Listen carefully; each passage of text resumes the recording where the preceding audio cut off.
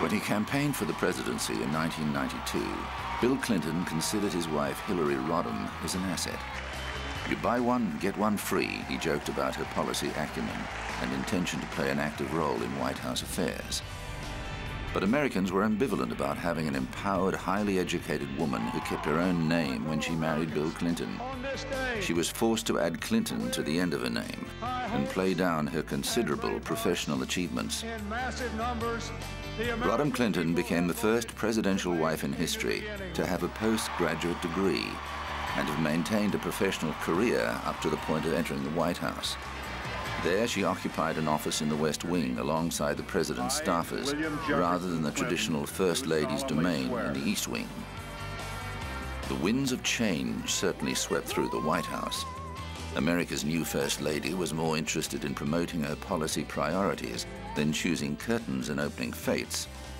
Clinton's agenda focused on bringing the United States closer to the center, and his initiatives included imposing a 5-day waiting period for Americans wishing to purchase a handgun and cutting taxes to 15 million low-income families. But Hillary's major initiative, a comprehensive health care plan, failed to pass through Congress. Clinton's foreign policy imperatives included a sustained effort to negotiate peace in the Balkans. He used NATO to launch military action against the Serbs and force them from Kosovo. North Korea's plan to build nuclear weapons was also a challenge to the Clinton administration, and it called in former leader Jimmy Carter to broker an agreement with the rogue state. Clinton used America's clout to bring PLO chairman Yasser Arafat and Israeli Prime Minister Yitzhak Rabin to the table, leading to the historic Oslo Accords in September 1993, which allowed limited self-rule in the Palestinian territories. But in a pattern that was echoed throughout his presidency, domestic scandals threatened to undermine Clinton's position. Failed real estate dealings with which the Clintons had been involved became known as whitewater, and Republicans milked the issue for political capital, attempting to smear the couple's reputation and hobble them at the next election. But the campaign went well for the Clintons.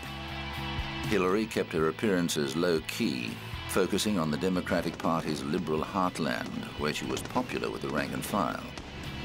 Bill Clinton won the 1996 presidential election with an increased majority, but it didn't take long for more scandals to surface.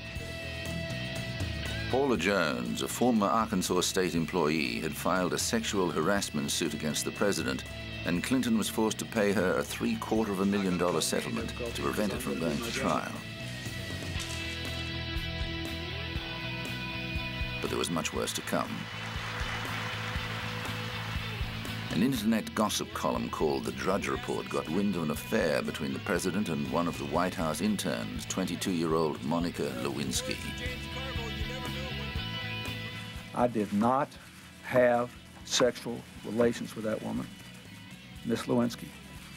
I never told anybody to lie, not a single time, never. These allegations are false.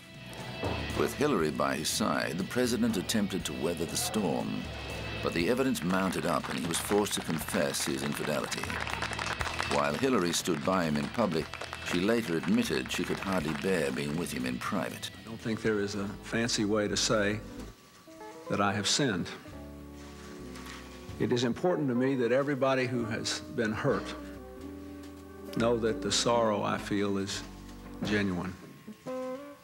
First and most important, my family, also my friends, my staff, my cabinet, Monica Lewinsky and her family, and the American people.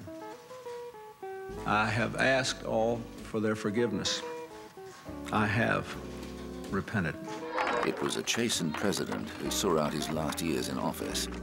The Clintons began to look to the future and decided it included a political career for Hillary. A Senate seat in New York was earmarked for her, and the couple bought a house in Chappaqua, just outside New York City. Hillary entered Congress in 2001, becoming the First Lady to run for public office.